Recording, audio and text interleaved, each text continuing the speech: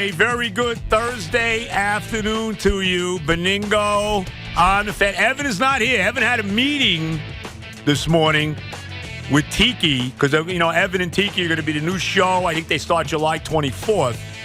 Evan will be back with me tomorrow. I have to point one thing out. We'll get to the Mets. I'll be here till 6 o'clock, 6:17. Connor promises me I will make the train I got to make so I don't get home at 10 o'clock tonight. All right? The great Connor Green on the other side of the glass. He's got his jet gear on. He's pumped up. I tried to get the coach on today, and, of course, the coach is playing golf. He's busy getting ready for the season, Joe. Big year, Joe. It better be. They better be. The minimum, all right? And I don't want – I obviously got to talk about the Mets here. The minimum for the Jets is winning the division title, all right? We have a 2-year window to win the Super Bowl, all right? I think Rodgers will be here 2 years. 2-year window to win the Super Bowl. Minimum, I got to have a division title this year. They cannot go 9-8, sneak into the playoffs, and then get beat in the wild card round. No. They can't go 9-8 and not make the playoffs. How about that?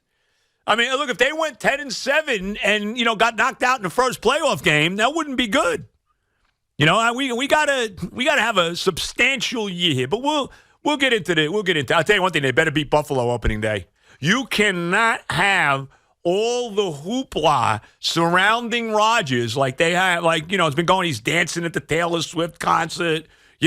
He's pushing legalizing acid somewhere in Colorado. Okay, he's going to every Nick and Ranger playoff game. Not that there was a lot of them, but there was a few anyway. More for the Knicks than the Rangers. But he was at all those games, of course. All right, he's frolicking in New York. He's loving every second of it.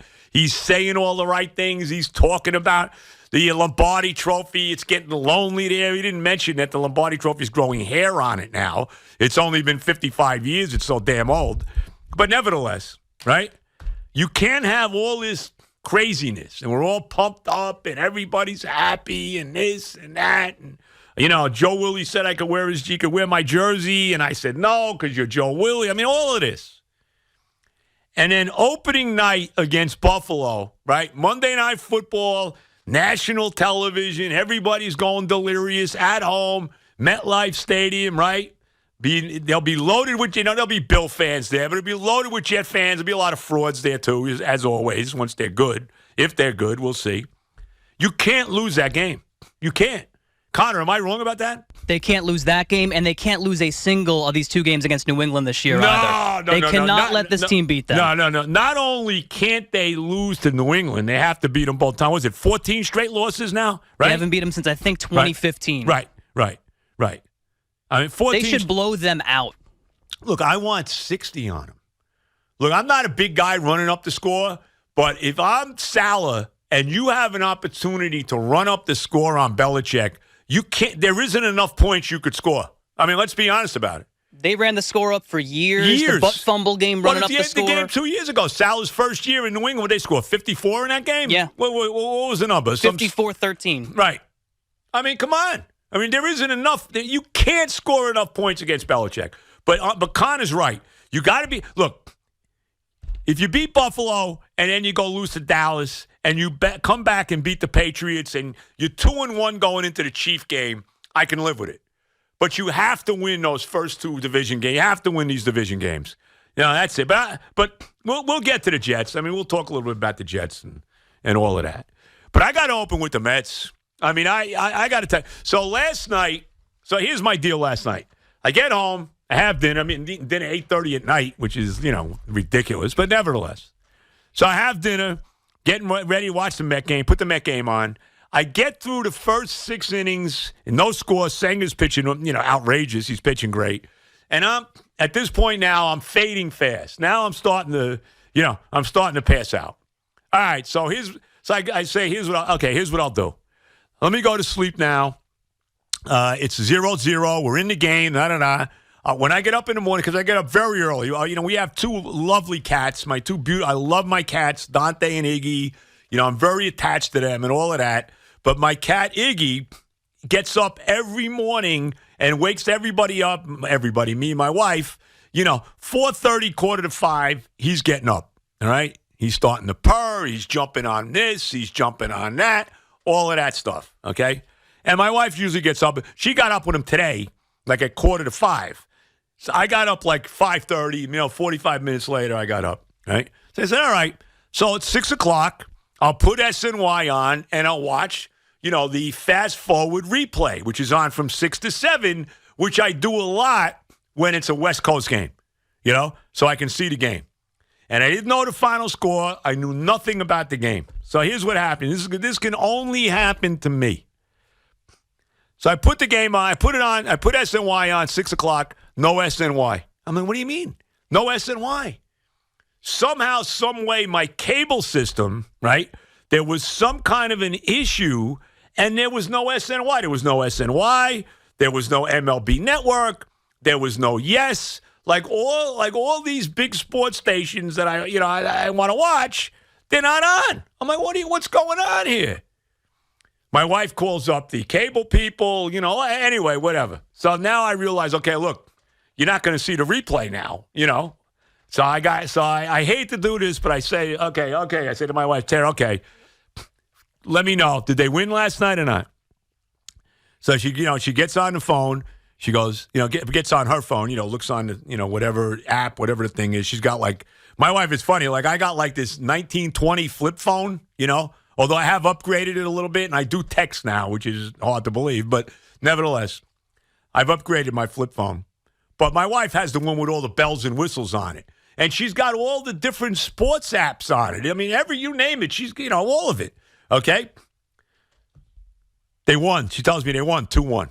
Wow. They won 2-1. Great. Sanger pitched great. Okay. 4 in a row. They haven't lost in July. 2 straight series wins.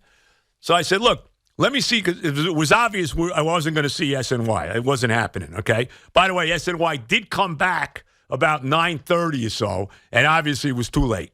Okay, I don't know. My wife called the Optimum. There was some kind of glitch, whatever. But it's all back. It's all well and good now. Everything's back. Okay, great. But it's too late for me to see the replay. So I said, let me see the box score. They won 2-1. Let me see the box score. So I look at the box score, and I see, wow, they scored 2 runs in the 9th inning to win the game. Top of the 9th, they were down 1-0. Wow. Okay, let me see the breakdown of how they scored. And I see Alvarez. By the way, how good is Alvarez? Alvarez hits the home run to tie the game, and then Canna got this triple to win the game. And then Beatty, I guess, got a single right before that. So I'm like, oh, wow, this is tremendous. Wow. Okay, but what I did not know this until my wife says, do you want to see the video of Alvarez's home run and how they scored and everything? I said, yeah, let me see that. Of course I want to see that. And I didn't know that. I didn't know that there were 2 out, nobody on, and Alvarez had 2 strikes on him when he hits the solo home run to tie the game.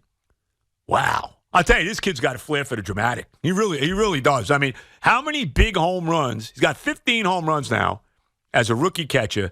How many, and he didn't even start the season with the team. How many big home runs has this kid hit already? And none bigger than last night. I mean, to me, this is the best win of the year. And then Beatty gets the base hit.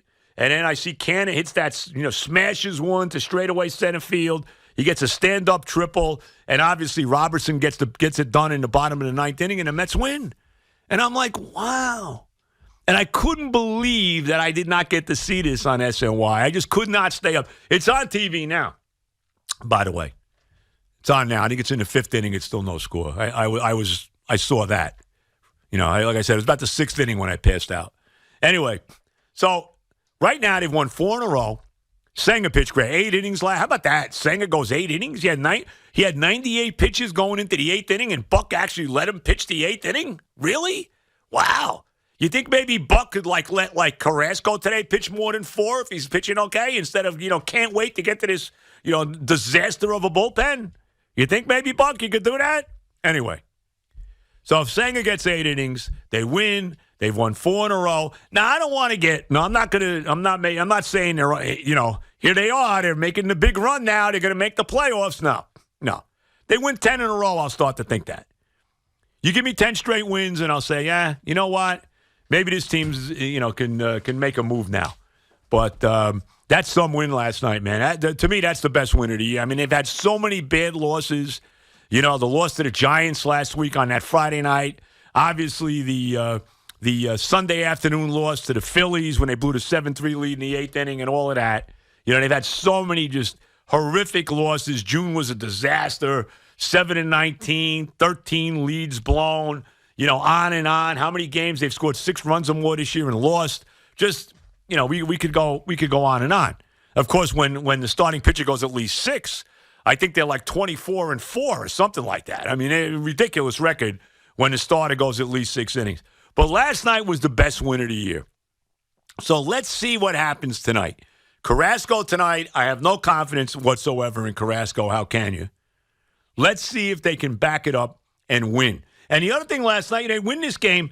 They're getting nothing right now from Pete Alonso. Let's be honest. I've said this a million times. Pete Alonso was not the same guy since Charlie Morton hit him on purpose, which he did in Atlanta a couple weeks ago.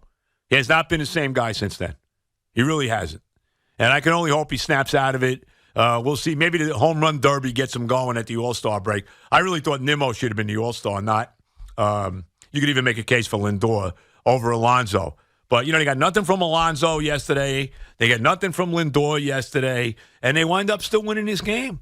I mean, really, I don't want to say I'm excited, you know, because all I want now, I don't expect them. I don't think they're making the playoffs. I don't think the pitching's good enough. Obviously, Scherzer hasn't, you know, I know he gave you 6 innings the other day, gave up 4 runs, of course, gave up the lead 3 times. You know, Verlander's been 1 good game, 1 bad game, whatever. You know, the rest of the rotation, you know, Peterson's ridiculously shaky. So, of course, is Carrasco. Sanga's been their best pitcher. I mean, I think if you really break it down and look at the Mets so far this year, you know, the guy who's been the best pitcher so far has been Kodai Senga. And just a great effort, you know, 8 beautiful innings last night, just giving up that 1 home run. But I'm not going to sit here as a Met fan and be delusional that this team now is somehow making the playoffs. I don't see that. I don't see it. Like I said, win 10 games in a row, and maybe I'll start to think that somehow, some way, they can, get into the, make the wild card. But right now, I'm still give me a decent rest of the season. That's what I want to see. You know, give me the illusion the rest of the way that you can, make the playoffs. An illusion at least. You know, give me a solid second half. Play winning baseball the second half of the year, from here on in. And at least give me that going forward. You know, get me, like I always say, get me to, Monday night, September 11th, okay? The opening night of the Jet season. Get me to that if you're the Mets. And I'll be happy right now. And I'll say this, too. And I don't know what's going to happen with Ohtani. I don't know.